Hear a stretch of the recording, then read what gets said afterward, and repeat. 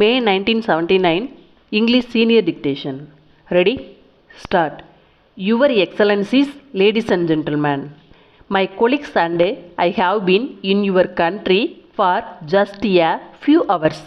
We are greatly impressed by the warmth and cordiality with which we have been received. My predecessors always had the most vivid impressions of the deep feelings of friendship for India which are entertained by the people of the Soviet Union. I would like to express my warm appreciation of the kind references you have made to my country and people. I would like to assure you that we in India have the highest regard and affection for the Soviet Union and the people of the great country. The Soviet Union was one of the first countries with which we established diplomatic relations after the dawn of freedom in our country.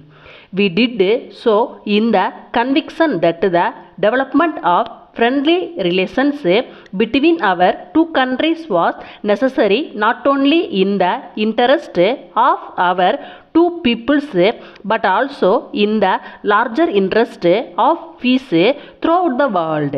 Over the years, there has been a most remarkable development in our relations in the political, economic and cultural fields. The close and ever-growing understanding and cooperation between our two countries on many vital international questions is a lasting tribute to the success of the policy of peaceful coexistence between states with different political, socio and economic systems to which both our governments willingly subscribe.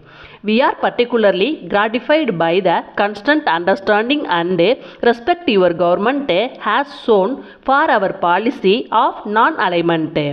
This policy is not based on consideration of expediency but finds its roots in the history and traditions of our country from ancient times.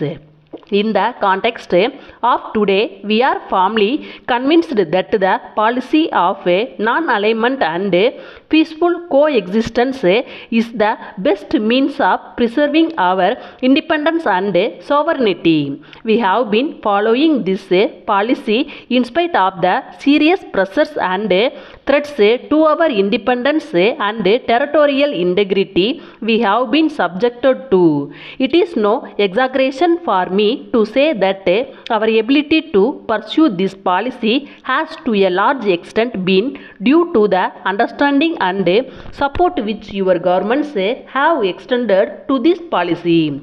It has been a source of great satisfaction to us to see the development of close understanding and cooperation between our two countries on many vital international questions. At the United Nations and other international forums, our delegations have cooperated fruitfully in the pursuit of common objectives. Your support on some vital issues concerning India has been deeply appreciated by our government and people and has forged unbreakable bonds of friendship between us. The close cooperation and understanding which so happily exist in the approach of our two countries to various international problems flow from our common desire for peace and our common efforts to eliminate war.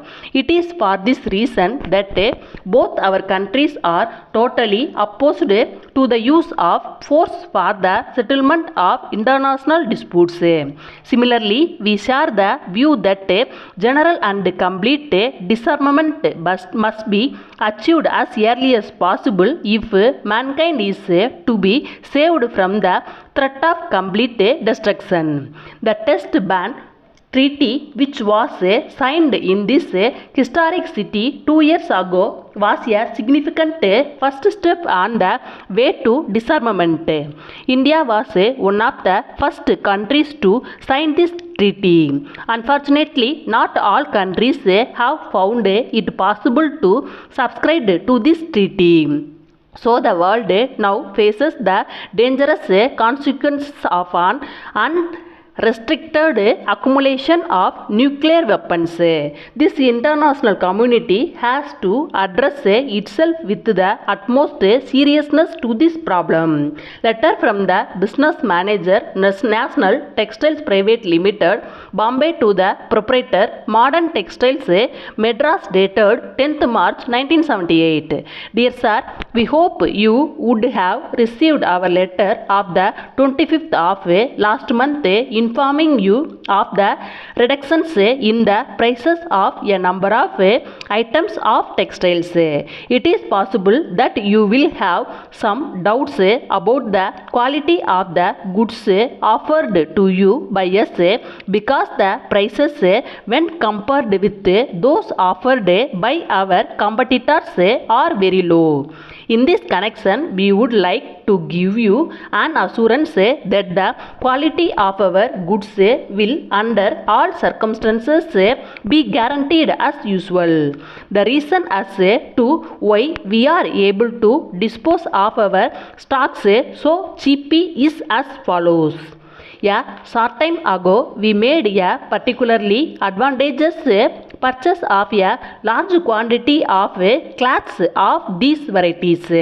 Again, a few days ago, we have bought another exceptionally large stock on most favorable terms in which we propose to allow our regular customers to participate. Hence, we have written to you about the present offer. We are quite sure that the above additional particulars which we have now furnished will induce you to add considerably to your stocks. When our stocks are exhausted, it is unlikely that we shall be able to repeat our offers, assuring you of our best and loyal services at all times. Yours faithfully.